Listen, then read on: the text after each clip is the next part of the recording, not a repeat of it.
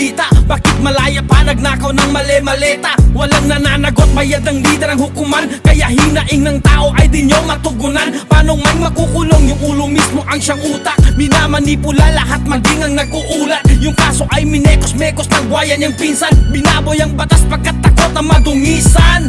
Floods swallow homes while suits get rich. Corruption then it's bound to breach.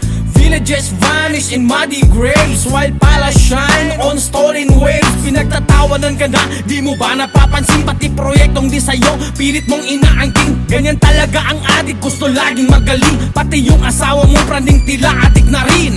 Hoy! Ba't di ka marunong mahiya?